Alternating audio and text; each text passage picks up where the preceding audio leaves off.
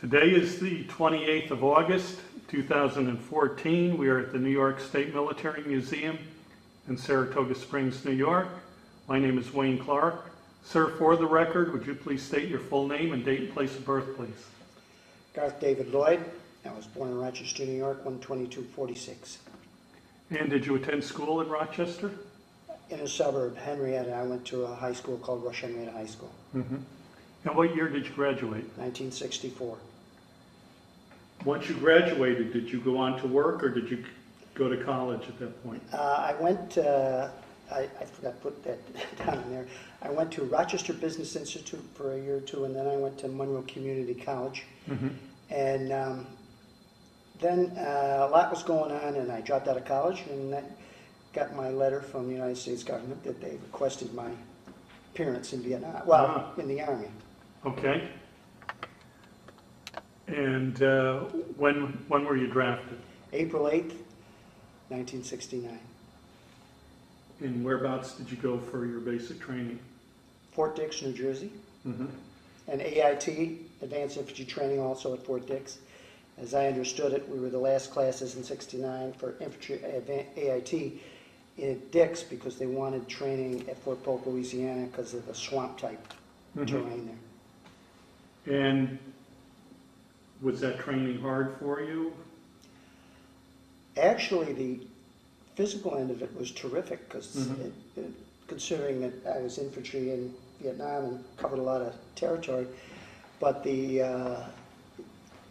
firing, the M16 and so forth was beneficial, but they had us trying to defuse landmines, which never happened in Vietnam. Uh-huh. We'd either blow it up or set it off. It was way too flaky to ever try and defuse a landmine. Now, once you graduated from AIT, were you sent right to Vietnam? 2-week leave and I was in Vietnam. Mm-hmm. And when did you land in Vietnam? I believe it was the 2nd of September, 1969. And do you recall where you landed? Bien Hoa, big air base outside of Saigon. That's where most soldiers that flew in would be in a holding company for a couple of days and they would send you off to anywhere in Vietnam. Mm-hmm.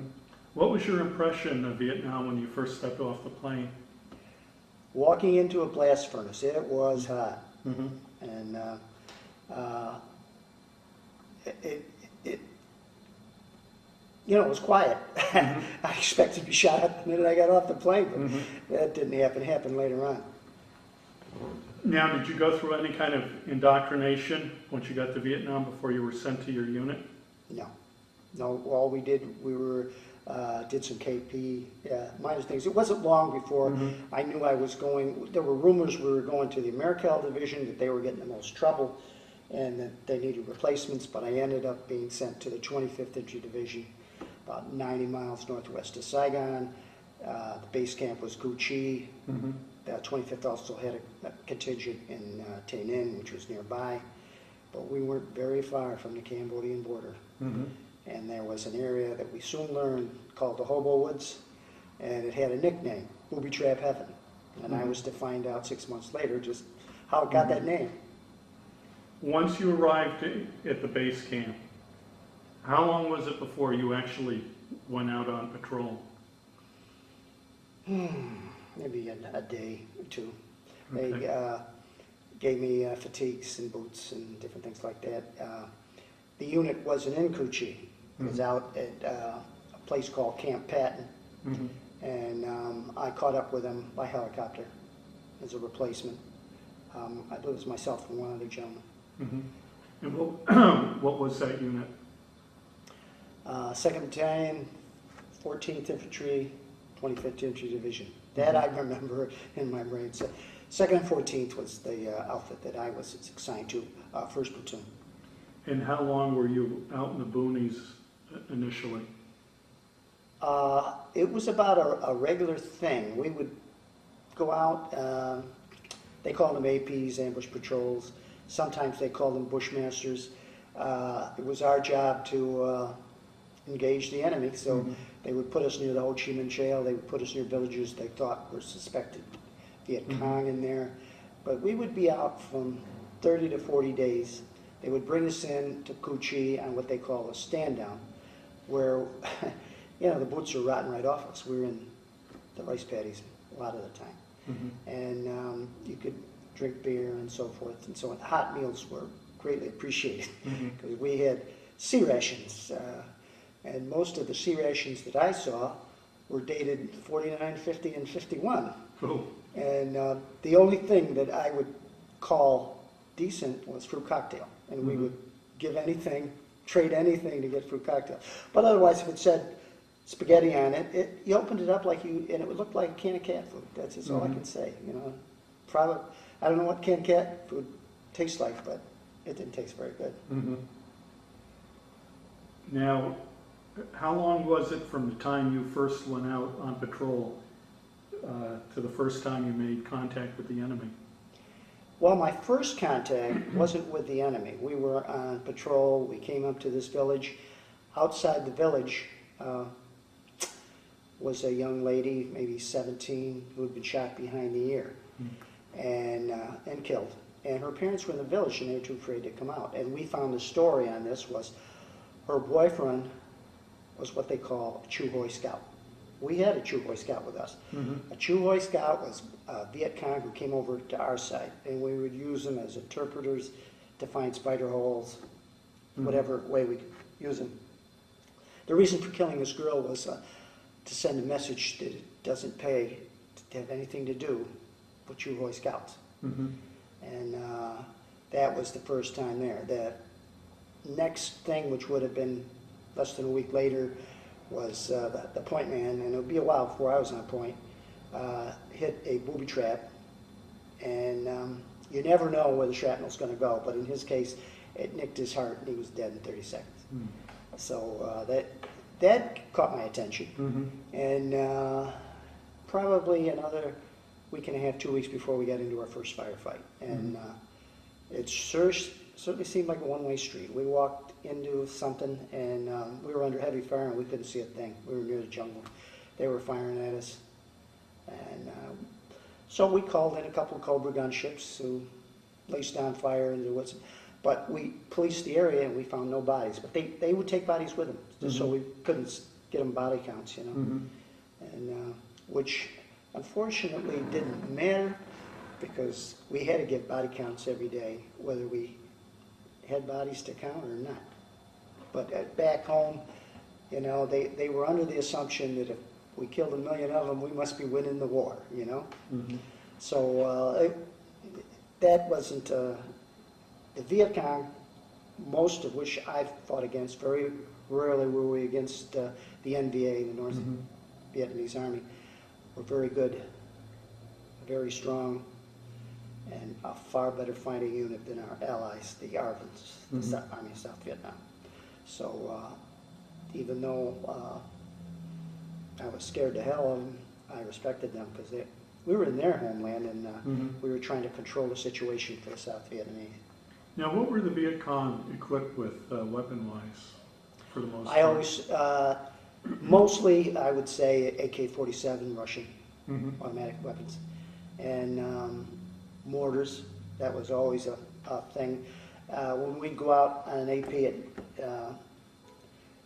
usually if we were out 30 days or 35 days or 40 days, every day was different. The afternoon, they would give us our orders to go from point A to point B. Point B could be 5 miles away, could be 20 miles away. But when we get to point B, we wouldn't go to where they wanted us till after dark. Supposedly, they wouldn't be able to follow us. We would probably travel about an hour and a half after dark. And we had an FO with us, it's a forward observer. And when we got to where we finally were, he would call in a phosphorus round from artillery. So we had artillery cover in that particular situation. And then we would have what they call triangle ambushes. And in my case, I was in first platoon. There was maybe between 16 and 22 at any one time, depending on how many guys got wounded or killed. And you try and have a 9-man ambush. So you'd have a triangle and 3 men at each thing. 2 man up, 1 man down. And all of us got good at, even when we were supposedly sleeping, we could hear what was going on, so we could be up in a minute, you know, if we ran into trouble. Now, what about the casualty rate for your unit? It sounds like you lost a lot of guys. Well, in the beginning, and it was, I got there, it was sort of the rainy season, so things weren't as busy as it was going to get. We would lose a fair amount to booby traps. There was booby traps all over the place. Only twice did I see what they always label punji pits, and they would have spears, and they would cover it with straw or cover it with something, so when you had the weight of a soldier would go in, and they would put cow dung or something on so you'd get infected. But a major battle in second week of December, so I'd been there a couple months, we'd had a lot of small skirmishes. But we got into a real heavy-duty thing, and we probably lost 5 or 6 guys on that particular night. And but the bad thing that happened was right after Christmas of '69. There were 3 platoons, and I knew all the guys. We were all we talked about was our families. You know, we talked about what we're going to do. And we talked a lot about food. We were going to get a steak, anything to take our mind off where we were. And we were, first platoon had an area to the south of the village. That was my platoon. Second platoon had an area just north of the village. And third platoon was across the way on the other side of the village. And the biggest thing you always had to worry about, and they always stressed, is you got to stay alert. You can't fall asleep. And there's a thing called sappers, where, you know, when you're doing a triangle ambush, you're trying to do it so you're all safe in the center. But if somebody gets into the center, you can't fire or you'll kill your own guy. Well, at any rate, the 3rd platoon got hit real bad by sappers, and out of the 17 or 18 guys, 8 got killed. And I put the bodies in body bags with another gentleman, and that was very sobering. And, you know, you just didn't know. You could be doing nothing for a week or so, but you can't lose the focus, because things could go in an instant. And boy, when things got hot, things got bad in a hurry. I remember I was in a rice paddy, and we were under fire, and I was with a guy from Tennessee, and he was as close as this chair is to me, so we were almost side by side behind a berm in a rice paddy, and he got a bullet right through, AK-47 round right through his forehead, which just as easily could have been me. And you know, things like that you never forget. But if anything about Vietnam, I never regretted going. This is a great country. My brother fought in World War II. I didn't believe in the war, but I was asked to do a job. I did the job. But the one thing that bothers me about Vietnam is the 58,800 guys on that wall, because they were 18, 19, and 20, and then they were dead. And I lived 44 years past when I was wounded, so I've enjoyed a good life that I wish they could have.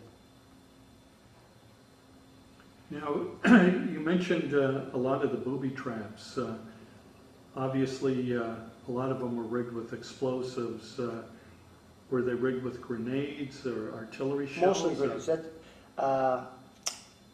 I don't know if you saw the movie Platoon. Who, by the way, Oliver Stone was in the 25th Infantry Division, small world. But at any rate, there's a scene where they tell you, don't touch anything. Just, if you see something that looks out of proportion, call up, or tell the sergeant, tell the lieutenant, and they'll make a decision on what to do with it. And they said, never kick a can or anything that could be. And there was a scene in Platoon where the guy touched something and blew both his hands off. Happened in my platoon. Guy was checking something and didn't see the wire, and blew both his hands off. He lived, but blew both his hands off. And so you always, you couldn't be on guard enough.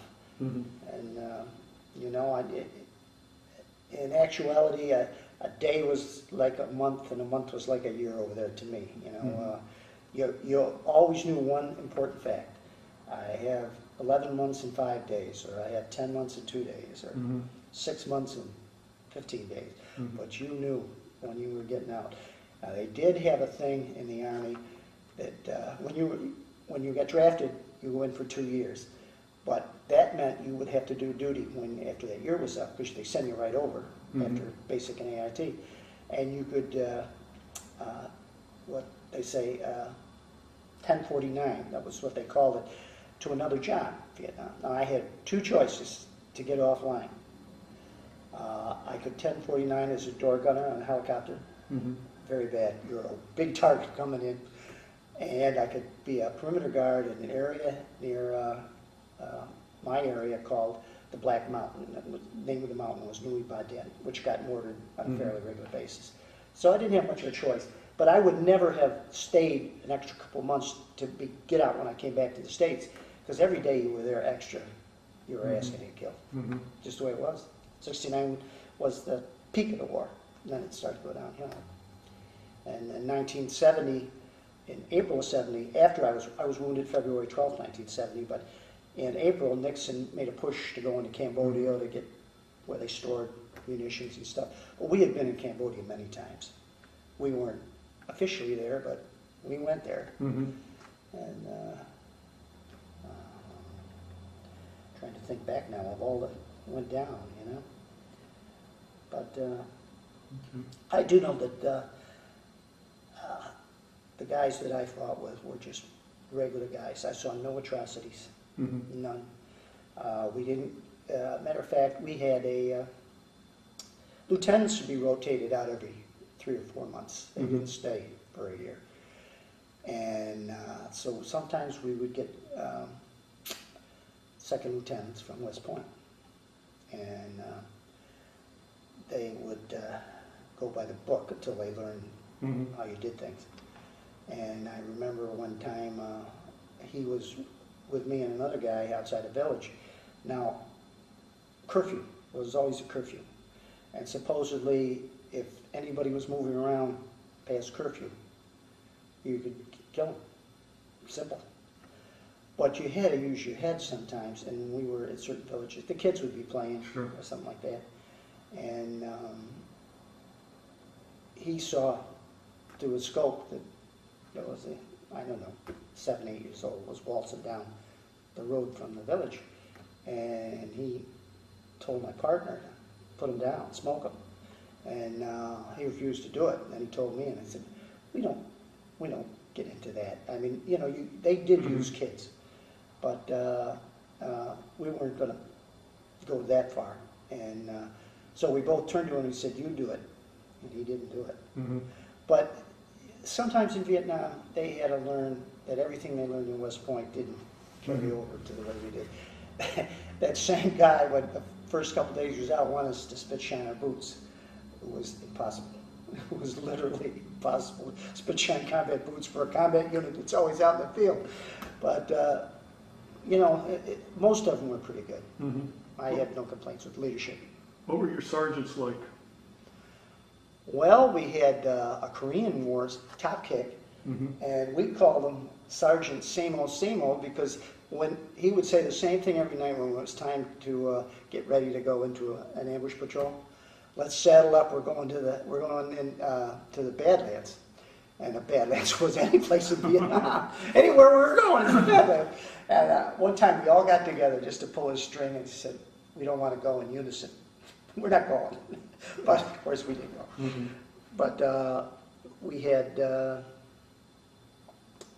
the medics had my greatest admiration. They always, I don't care if what situation was, it was a hot LZ and the bullets were flying in, they came forward to help a soldier that was wounded.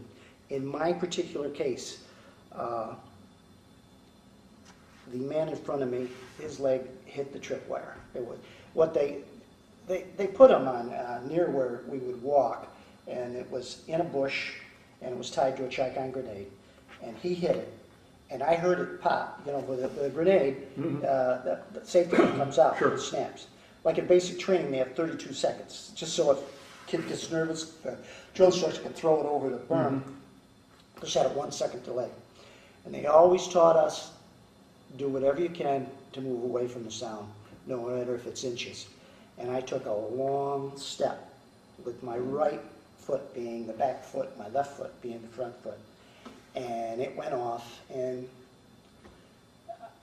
it was just almost like in the movies. I just kind of flew over, you know, and my right foot was gone. There wasn't anything there. And my left foot, I was very lucky because a piece of shrapnel went on the bottom where the muscle is, where I would have had what they call drop foot. I would have had a rare brace, but fortunately that didn't go. And I had tons of shrapnel that shredded my butt, shredded my hips, but I got nothing in the heart, lungs, liver, anything that could have really put me away. But I was bleeding pretty good. And I was awake, and I was in a lot of pain, and I was asking the medic, he was right there on top of it, putting a thing around my leg to staunch the flow there. No, you said your foot was gone at that point? Oh, there was the only thing on the left of my right foot was the top of the laces of the boot and some skin underneath. Otherwise, it was just blown clean off.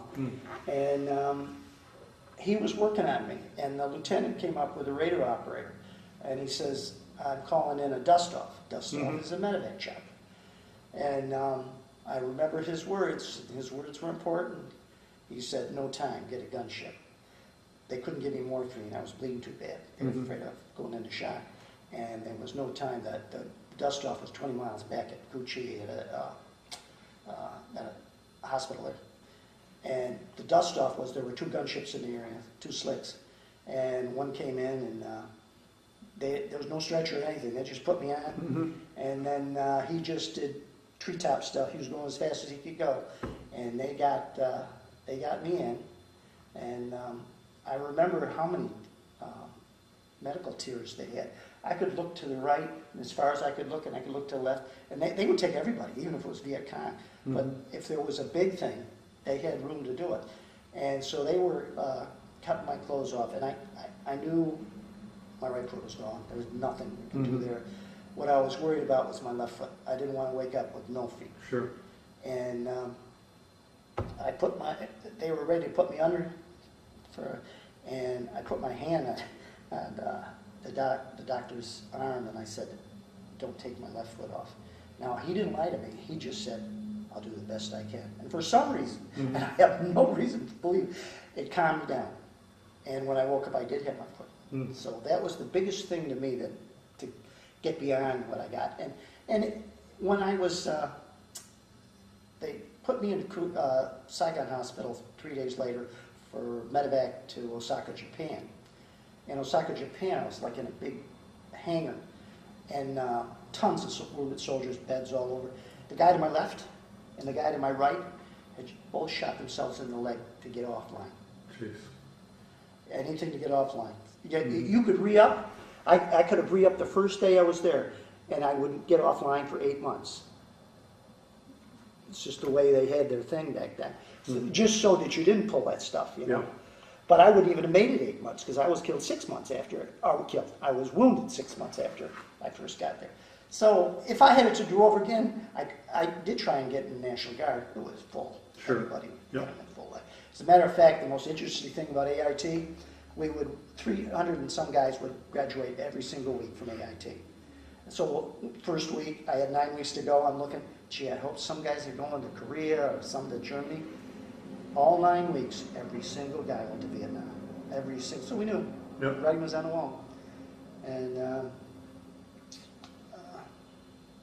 lost my train of thought. You'll have to steer me with anything else. It was, I got excellent care in Osaka, Japan. I had 1 operation.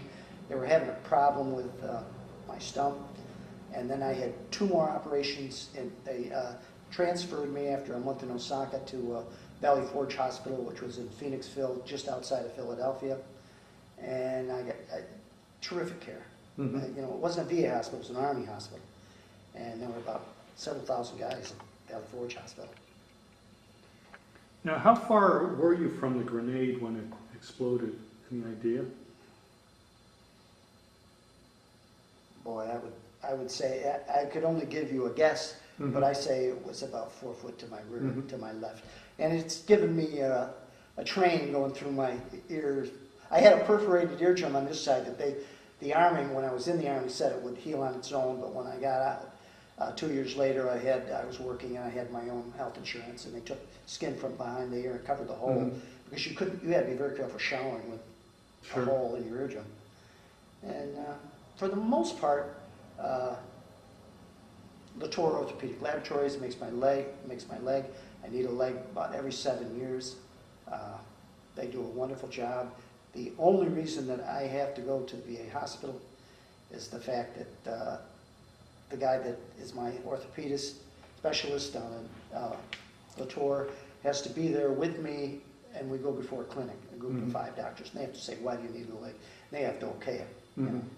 But people always ask me, gee, these guys are in the Olympics and they can run and go, do you have a leg like that? No.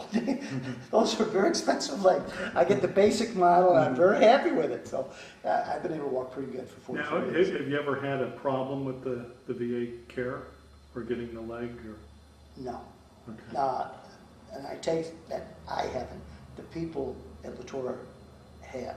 Mhm. They keep doing this paperwork thing all the time, and like if you went exactly by the rules, kind of like the lieutenant from West Point in Vietnam, they expect them to assess what I have. Now I live in Ballston, and I have to go to exit 6 in Latham for this, and he tells me when they get around to getting antsy that he has to assess it, write this through, get permission to fix whatever I want fixed on the leg, and he doesn't do that. He doesn't expect me to come down twice. Mhm. So he does it and then has me fill out paperwork and I sign Mhm. it. So the VA is, I take that back. The first year I was out, they wanted to reduce my money I was getting from the VA, Mhm. and I went to a clinic in Rochester. And it can happen if you have an injury, which you get better from, you know. Mhm. But I said, my leg's not going to grow back. And if it grows back, I don't want any money from you. But I was not happy they were trying to.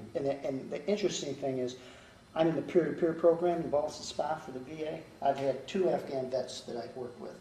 And the second one that I'm working with now that lives in Wilton, he has post-traumatic stress. And he was a combat soldier in Afghanistan. And he was getting 50% disability. They wanted to cut him to 30. And the VA guy here at Empire State College, his name is Paul Stowe, he went after him, you know, and because they expected this kid to go to a hearing in Washington, D.C., and he lives here, and his wife works and he can't work. Mhm. So he got that changed to where, there was going to be a conference call in Albany to Washington, and then they dropped it altogether. So, you know, I have been able to avoid all that because I've always had my own health insurance. I don't use the VA for anything but my leg. Mhm. So I hear things, but, you know, from my point of view, they've been pretty good about authorizing a new leg for me whenever I need one. So in 40 years, I've needed 7 or 8 legs. Mhm. Now, when were you eventually released or discharged from the Army?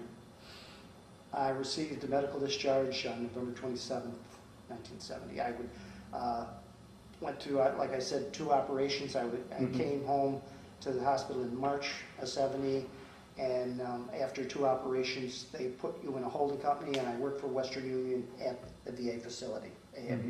And when they felt that I was ready to be medically discharged, I should have stayed through January or February, but I had leave time.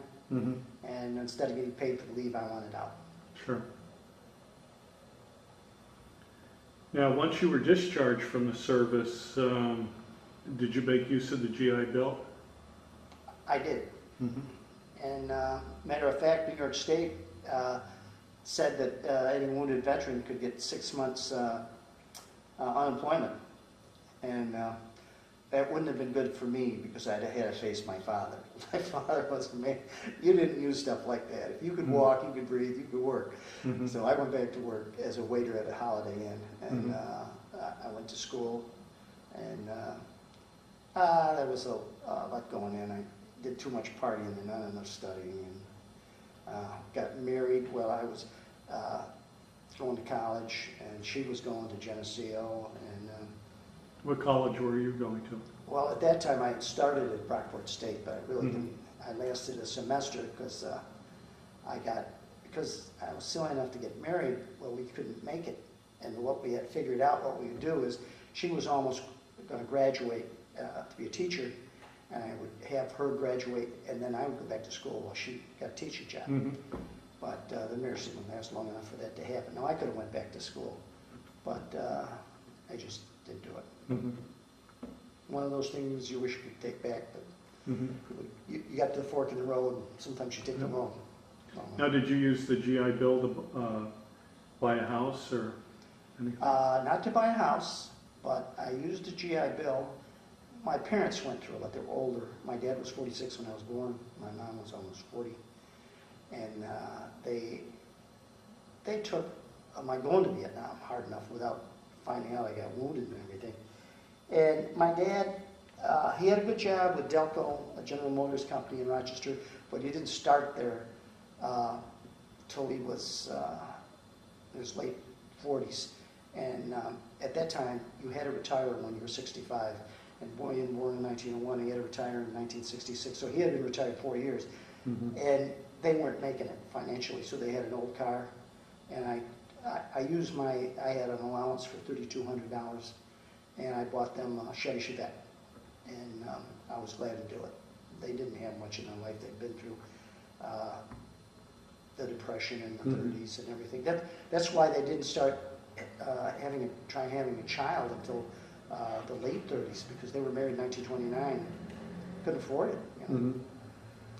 He had 2 children by a first wife who died of TB, and it was tough to support the family back then. So I didn't, and as a home, I never applied for a home. I never bought a home until 1979, but I got the VA thing to do that. And it took me 10 years from the time I was wounded in 1970 to learn a couple of things that New York State does for a wounded veteran. One is you get an exempt registration with one vehicle, which means you don't pay the registration fee. 2, you get a revenue-free Easy Pass for New York State, which is kind of handy. But VA never told me that. I learned that from soldiers I ran into with certain things. And I was glad to get those. Now, did you join any veterans organizations? Boy, they tried to get me to join on several occasions. Back when I first got out of the hospital, I was asked to speak at schools, Boy Scouts. The war was a big controversy back then. But then it got to be too much, and then people were asking me to go. And, there were a lot of people that I knew from high school and different places that were wearing the jackets, the flak jackets, and the bush hats and stuff like that. It just wasn't me. I honestly wanted to move back into normalcy, and I would never forget Vietnam, but it wasn't right in front of me, and I just didn't. And I wasn't a drinker, so most of the places were a good place to talk with former vets and drink, and that just wasn't me back then or today. Did you stay in contact with anyone you were in the service with? That turned out to be an interesting thing. I was very close with 2 guys. One was from Lyons, New York, which isn't far from Rochester. Actually, Clyde. And I found him in Lyons. The one guy I lost touch with, and the other guy stopped writing. But here's the interesting part. 2 years ago, I decided to try and find him. I'm not good with the computer, but my wife is. So we couldn't find the one guy. But the other guy, his name was James Moulton. And I tried Clyde. No Moulton and Clyde. So I says, try Lyons, because it's the next town over. And there was a James Moulton there. And I call him up. And I say, is this James Moulton? this is Garth Lloyd. I think you were in Vietnam with me. He said, yes, Garth. He says, I'm glad that you got a hold of me because I have something that I think you'll like. And I said, what's that? And he said, after you were wounded, meaning me, my father wrote him. He had his address, and my mother would send things and stuff. And my father wrote a great letter praising the soldiers in Vietnam and what they do and what they did. He wanted to take it to the newspaper. He just never did, but he kept the original. He kept it 40 years. Wow. Now, I don't even know, I could get a copy of that and donate to the museum. I don't know if anything I have would be worth. That girl that I told you about that was shot, I got a picture of that.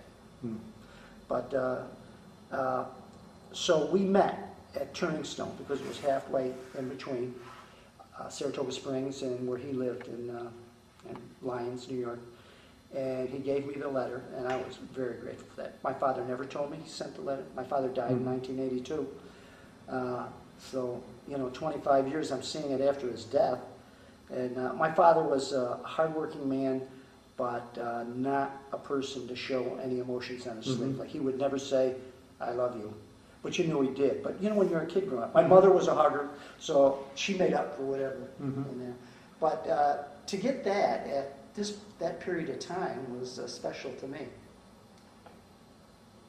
Now, did you attend any unit reunions at all? I did not. No. Okay.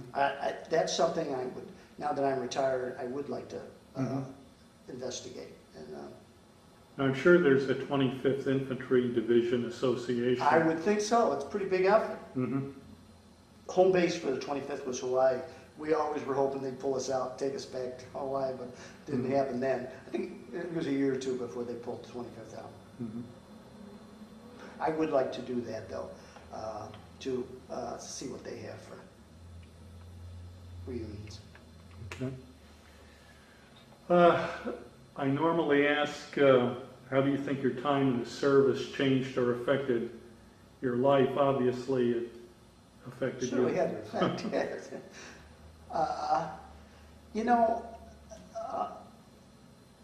My father and I were an on and off.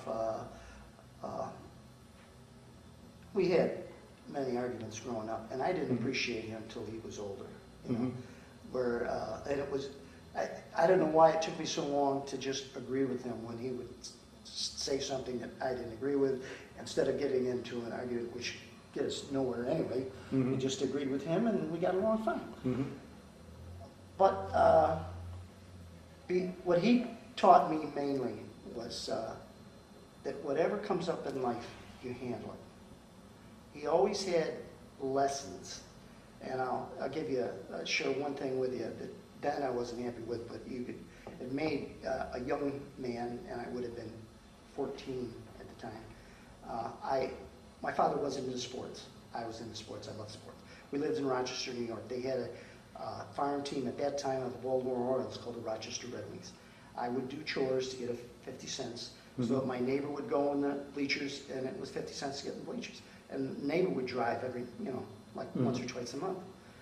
So I got my 50-cent piece, and we were going to the grocery store before he was picking me up. And I was flipping it, like kids will do, and I flipped it out the window. So he stopped the car, and we went back, and we looked for it. And I was praying to God for that 50 cents. I knew I was going to get hell even if we found it, but didn't find it. But he didn't say anything. He didn't say a word to me. And whenever the guy came to pick me up, I was on the porch with my dad, and he said, Mr. Lloyd, is Garth ready to go to the ball game? Well, this time he said the same thing. My father said, my son doesn't appreciate money. He won't be going for a month. So, he knew, and he had a good point, because I was flipping it out the window.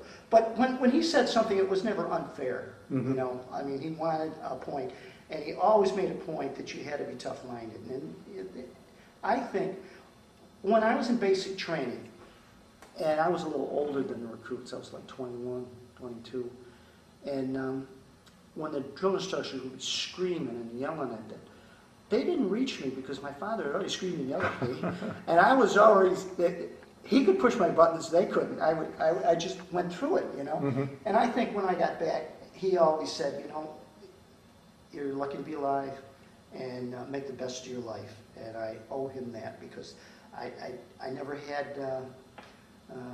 nightmares or anything like that. Mm-hmm. And I was, some people look at me like I have two heads because I can talk about Vietnam.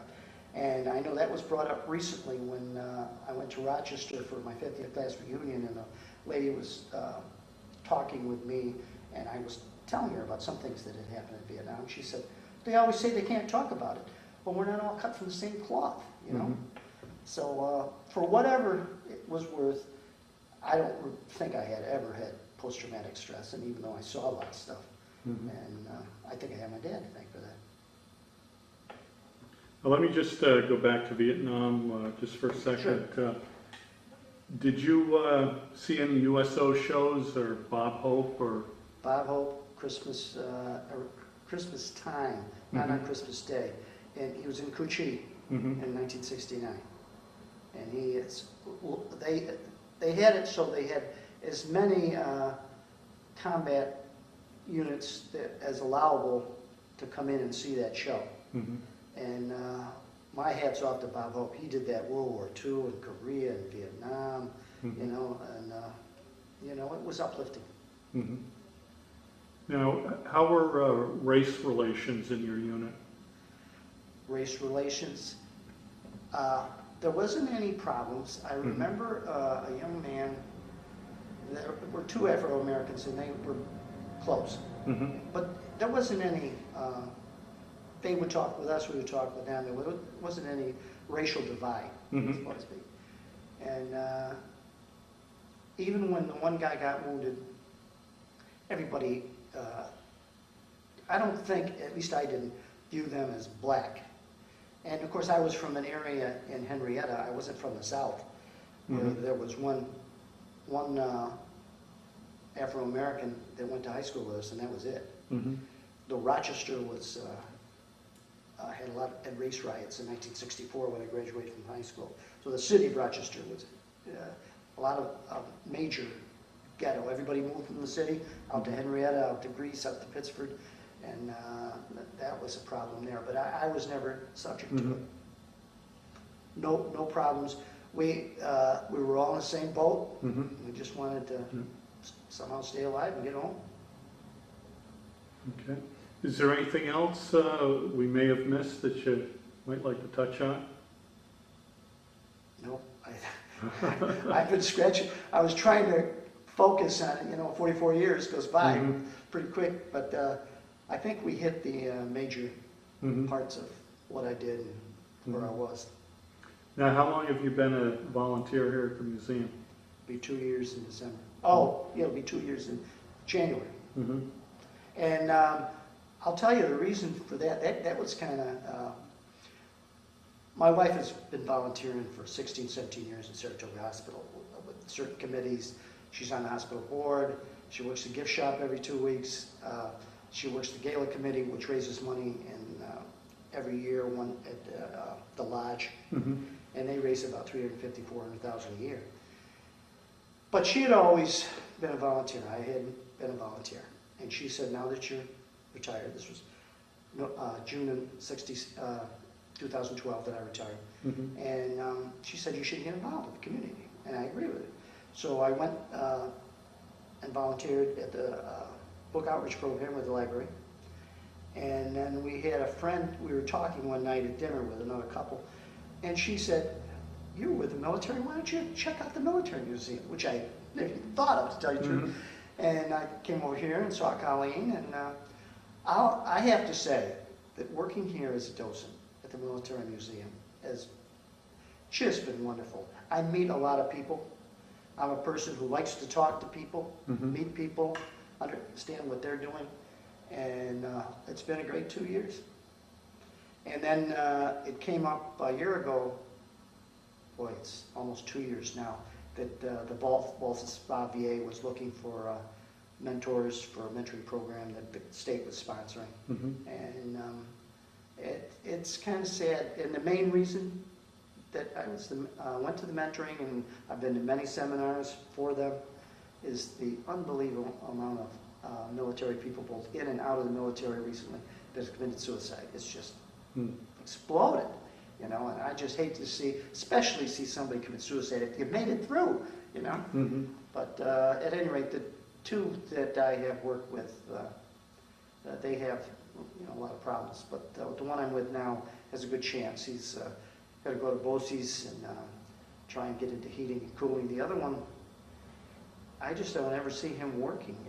He just doesn't want to do things. Doesn't want to. He thinks he can fix himself with post-traumatic stress. Doesn't want to go to a psychiatrist or a therapist. His idea is he has to go to a therapist now and then to get a prescription for the heavy-duty stuff that he's on, for depression and different things to help him, you know, put one foot down in front of the other during the day. But that's been rewarding. I'm a very lucky man. I got a great family, and I really especially enjoyed volunteering here at the Military Museum. Well, we're With glad great to guys have like you. you. I mean, what have I got to complain about? All right, well, thank you so much for your interview. Okay.